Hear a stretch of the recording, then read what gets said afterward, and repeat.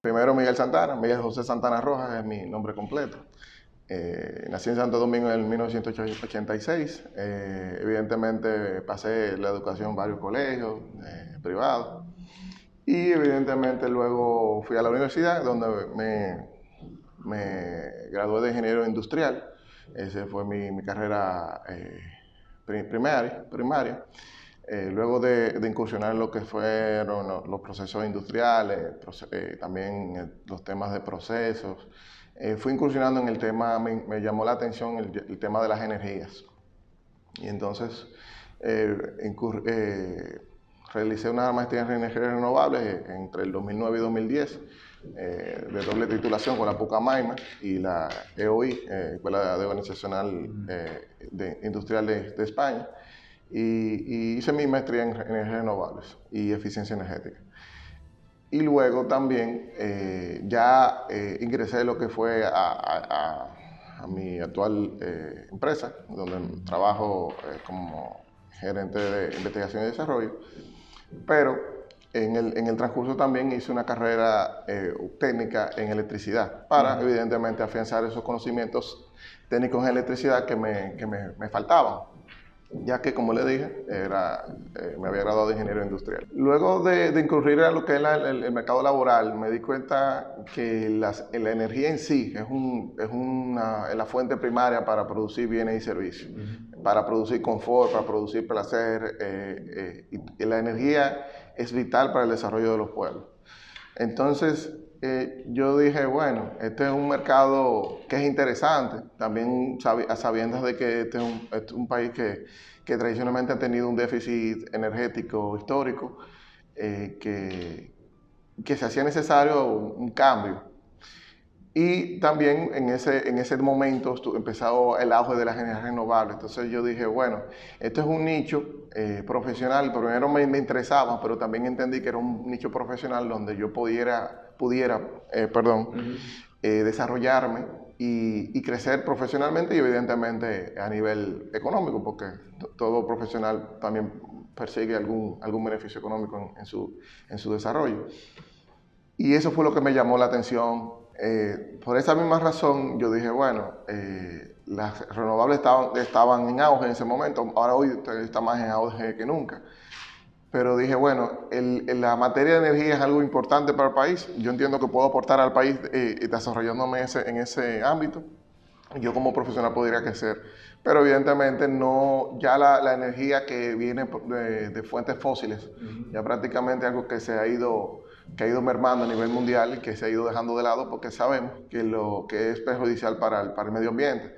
Los niveles de calentamiento global, los niveles de contaminación cada año son mayores y estamos viendo los efectos de ese cambio climático en todos los años. Cada año es más caliente, cada año es más lluvia, más tormentas tropicales, más desastres. Este año ha sido récord en muchas cosas, pero también en lo que es que nos afecta en gran medida o con más frecuencia en las tormentas tropicales, los huracanes.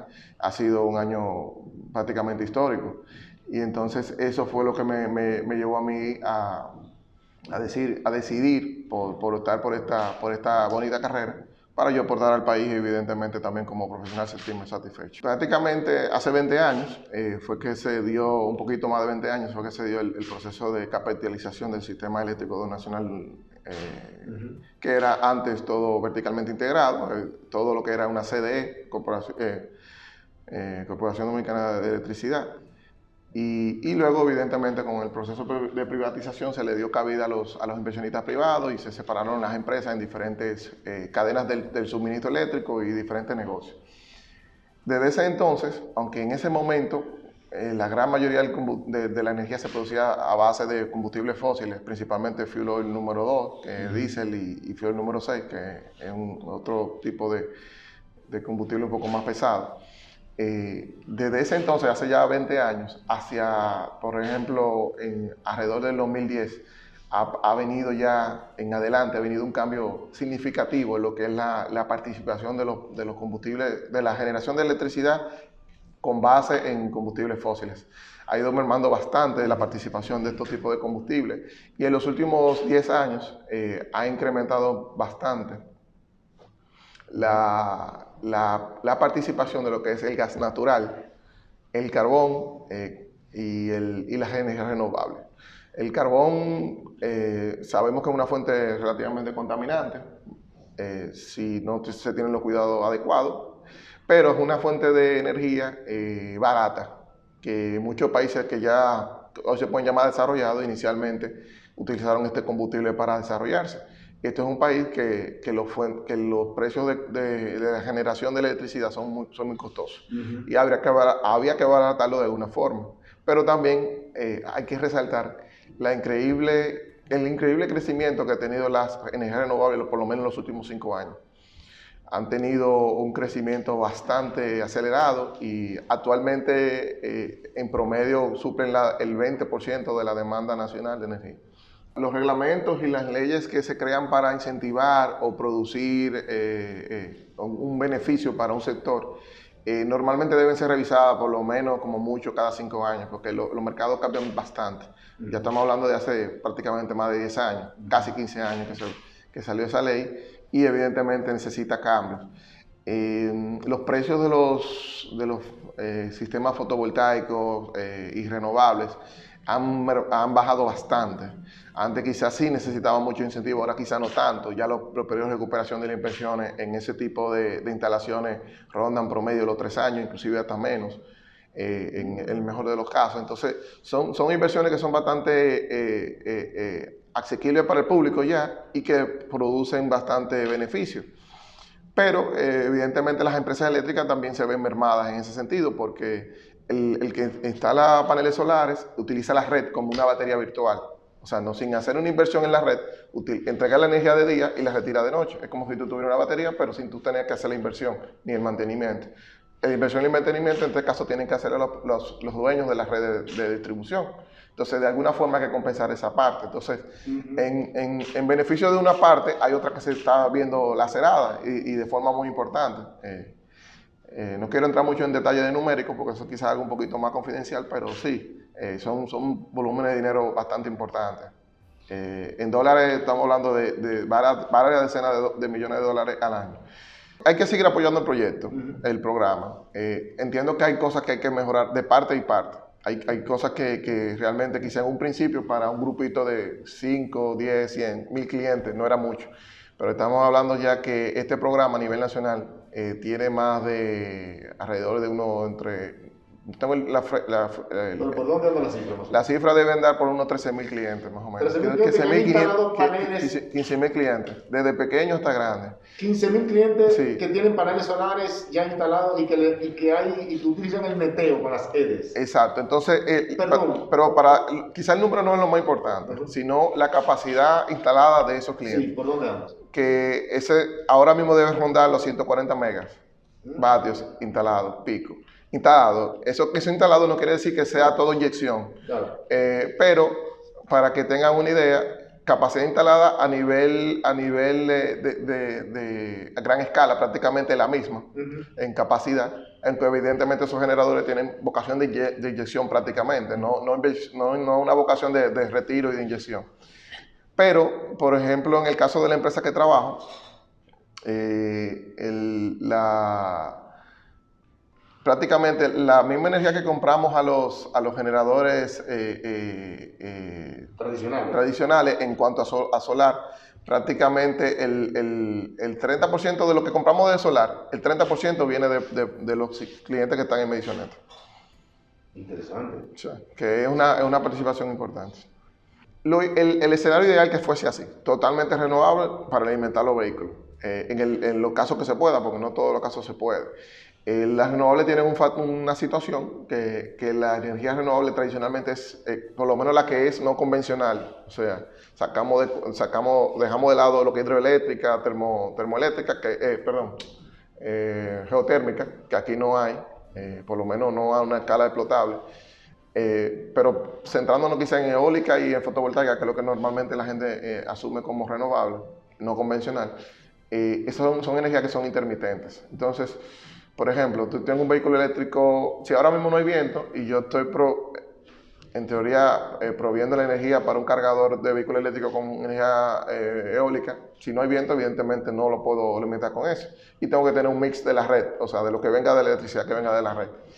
En el caso de fotovoltaica pudiera tenerlo del día, pero no necesariamente en la noche. O inclusive en el día, dependiendo de la capacidad instalada que yo tenga de paneles, no necesariamente esa capacidad de producción es suficiente para proveer todo lo que el vehículo demanda en el tiempo que esté el vehículo conectado, sino que necesariamente siempre tiene que haber un mix. Va a haber un mix. Entonces, por eso que yo apuesto, o cada profesional tendrá su idea. Evidentemente, cada emprendimiento que se pueda hacer a nivel de red particular es bienvenido, pero también, evidentemente, es necesario la inversión a gran escala y la participación, evidentemente, de acumuladores o sistemas de batería que se están desarrollando bastante últimamente para poderle dar una estabilidad a la energía o la potencia que pueden producir esos generadores en un plazo determinado. O sea, esos picos y valles se puedan rellenar y se tenga una potencia relativamente firme, como lo hacen los generadores más tradicionales. Este es un país que sabemos que es a pesar de las situaciones que tenemos, es una joya en lo que es la región. O sea, es un país que siempre tiene un crecimiento económico por encima de lo que es el estándar de la región. Y siempre el crecimiento económico se refleja en un crecimiento energético, casi siempre. Entonces,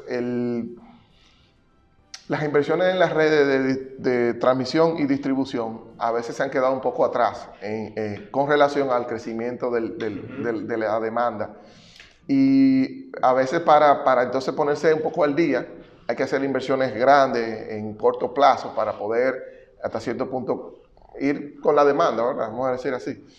Pero sí, es un proceso integral, porque no solamente también es distribución o las líneas de transmisión, también necesitamos también inversiones en generación, que también se toma su tiempo. O sea, un generador, a veces esos generadores los fotovoltaicos, por ejemplo, que pudieran ser uno de los proyectos de generación que más rápido se instalan, entre permisologías, todos los procesos que tienen que llevar, previo a la construcción y durante la construcción, y luego el proceso de puesta en marcha, como rápido le puede tomar 2 años, 3 años.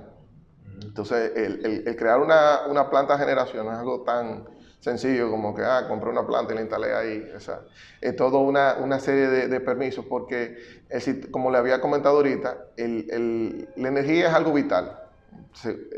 Pero yéndonos a la parte de seguridad nacional, sin energía, el país se puede ver vulnerado a cualquier tipo de delincuencia o terrorismo. Entonces, cualquier equipo que se vaya a interconectar al Sistema Eléctrico Nacional Interconectado, el CENI, tiene que pasar todos los procesos rigurosos que exige la Superintendencia de Electricidad y el organismo coordinador, y así también la empresa de transmisión eléctrica dominicana, donde ¿De seguridad nacional? Exactamente. Entonces, y por igual con las distribuidoras. Cuando un cliente va a someter unos planos para una interconexión de un edificio o un negocio o un cargador que quiera instalar o lo que sea, todo tiene su proceso y todo tiene su razón de ser, es que es algo de seguridad.